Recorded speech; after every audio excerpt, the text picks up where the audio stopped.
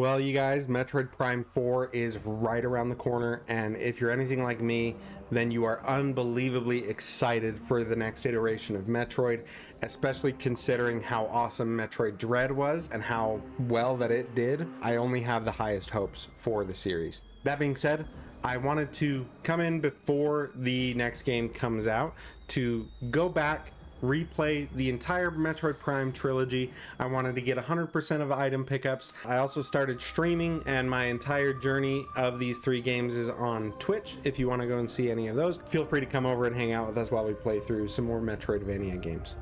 Now, for the rest of this video, I will be splitting the video into sort of three sections. I'm going to be speaking on each separate Prime game within each of these sections. So, to start out, I wanted to talk about the exploration and progression of the games. In Prime 1, you start out on the frigate Orpheon, having been chasing your nemesis Ridley, and it serves as sort of your tutorial area. It shows you how to use each of your powers and the other tools at your disposal, such as the morph ball, the missiles, the charge beam. And after making it through this area, you get shocked into last week and you lose all of those tools, and then you have to escape to the nearby planet to continue your chase. Now, having lost all of your stuff, you can't really do a lot. There's not a lot of places that you can go, not a lot of doors that you can open, but you'll have to delve into some ruins and start recovering some power-ups, which then in turn opens new areas, which leads to more power-ups, which leads to more new areas, and so on and so forth. This sort of gameplay flow works extremely well, especially in Prime 1, as it forces you to be a lot more in tune with the world that you're exploring. You get to know the world in a much more intimate way than you would otherwise. And this is something that's pretty similar in pretty much every other Metroidvania game. Now, in Prime 2, there's an additional layer that's added on top of that, which is the addition of a dark world counterpart to nearly every room, meaning there is a light world and a dark world, and it's sort of a mirror image. Now, make no mistake, these are not simply just copy-pasted versions of the rooms, but they have different enemies, different hazards, different like environmental puzzles that you have to solve, different layouts, and you'd be amazed at the difference this makes in making your way around the world, solving puzzles, and searching for new upgrades.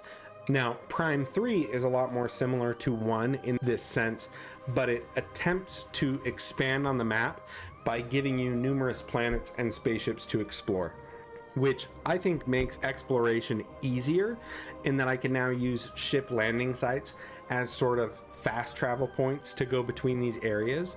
And there's a handful of markers on each planet, as opposed to just having an elevator that connects two specific points on the map to go between two areas.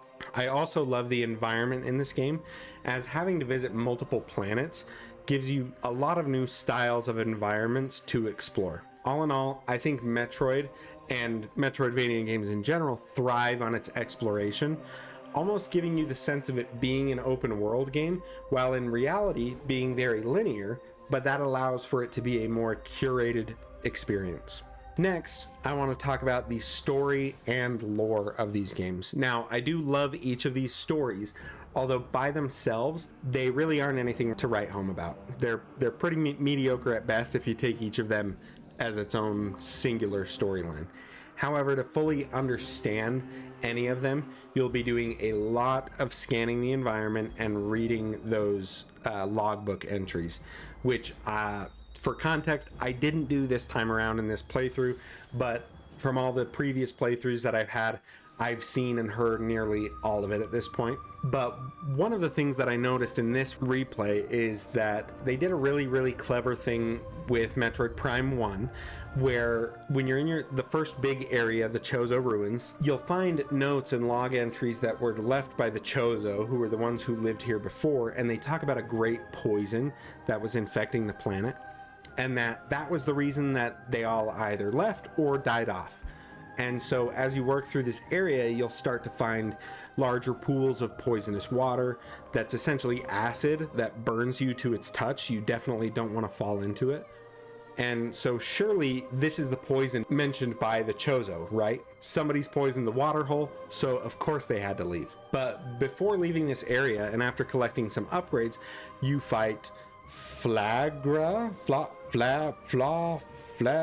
however you say that. He's essentially just a large poisonous plant monster, and when you defeat it, you'll notice that the water around the ruins now runs clear. Did we just solve the problem of the so-called great poison that the Chozo were talking about this early in the game? If you've been paying close attention, you'll start to feel skeptical of that and wonder if something bigger is going on, which, spoiler alert, it absolutely is. You'll go on to learn about this substance called phazon, and it came from a meteor that crashed into the planet, and that this is the poison that the Chozo were referring to. This little subtle bait and switch really called my attention in this subsequent playthrough. You move through the rest of the areas, gathering upgrades as you go, collecting the phazon suit and the artifact keys that are used to enter the impact crater and eliminate the real great poison and save the planet. Inside the impact crater, you'll find the Metroid Prime, which is a giant mutated spider-like Metroid, and as you defeat it, the crater is destroyed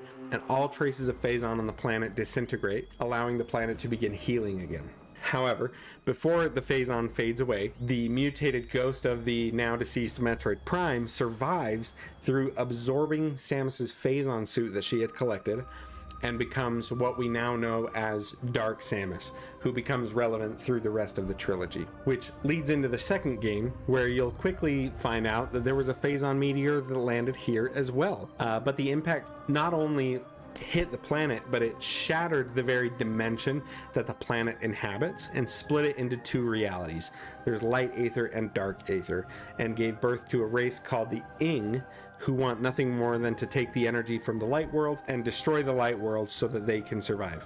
In the light world, there's a race called the Luminoth that live here, and they aid you in recovering the energy that the Ing have stolen, but during your escapades here, you will re-encounter Dark Samus at least a few times, and eventually you defeat the Ing and Dark Samus and destroy the Dark World, leaving the Luminoth to thrive again. Man, if I had a nickel for every planet that I save from a phazon meteor, I'd have 2 nickels, which isn't a lot, but it's weird that it happened twice.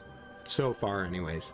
As we move into Prime 3, Samus is reintroduced to the Galactic Federation, where she received some of her military training. They've called her in because they've discovered the source of these phazon meteors and are calling them Leviathan seeds, which is how I'll be referring to them from here on. But the planet that these seeds are coming from is a planet of pure phazon called Phase, and it sends out these seeds to other planets so that it can convert those planets into essentially a copy of the original Phase planet. Also, Dark Samus has also returned and is taking part in making sure that that happens, and has also brought some pirates to help her secure these planets for Phase. As we save each planet through your journey, you find a way back to the origin planet to defeat Dark Samus one last time and destroy all sorts of phazon from the universe. These 3 games are interwoven so perfectly, not only with each other, but with the entire Metroid series. There is so much rich lore littered throughout these worlds, and every bit of it more interesting than the last. That brings me to my last topic, which is isolation and dread. These games do an incredible job of instilling a sense of isolation and loneliness, and in Prime 1, there isn't even a single dialogue between you and another NPC. In Prime 2, there is dialogue with exactly one NPC.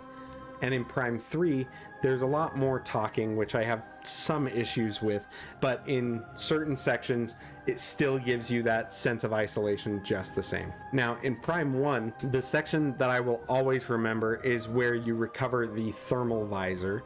And what happens when you pick it up is that all of the lights lose their power, the sort of energy fields that are containing all of the very dangerous Metroids start to break as well, and so they escape containment, but pirates also start attacking you, and everything is pitch black, and they're also invisible, and so it becomes very, very scary. You're all alone, pitch black room, invisible enemies, new enemies, and you have to rely on your new visor to find your way out fast.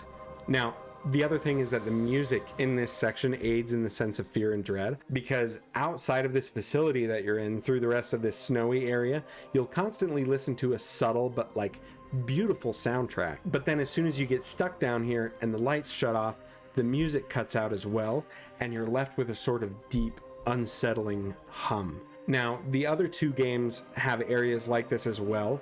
With 3, it's on the GFS Valhalla at the very end, where you need to find codes to get to the final planet. But it's a very eerie, very dark place with dead troopers littered everywhere, and it even tries to jump scare you a few times. With Prime 2, this happens less in that same way, but it's more of an environmental dread, as when you enter the dark world, just the very air that you walk through will begin to damage you slowly. And so that also fills you with a sense of urgency, letting you know that, hey, you're not supposed to be here and you need to get out right now. So in my 100% back-to-back-to-back playthrough of these games, I've developed even more of a respect for the series than before, particularly with the second and third Prime games. The second possibly overtaking the spot for my favorite Metroid game. And who knows, maybe Metroid Prime 4 will be even better. One can only hope. If you haven't played these games, I would highly recommend them, especially now that you can play the first one as the remaster on the Nintendo Switch. But also you can play the Trilogy if you have a PC and are willing to figure out how to download Prime Hack. Now, if you've made it this far into the video, please consider liking the video, subscribing to the channel.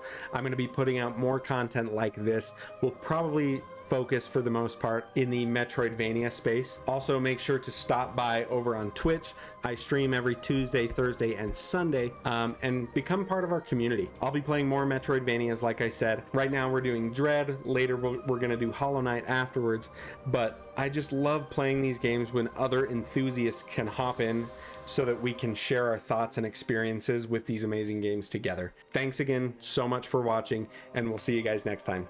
Bye!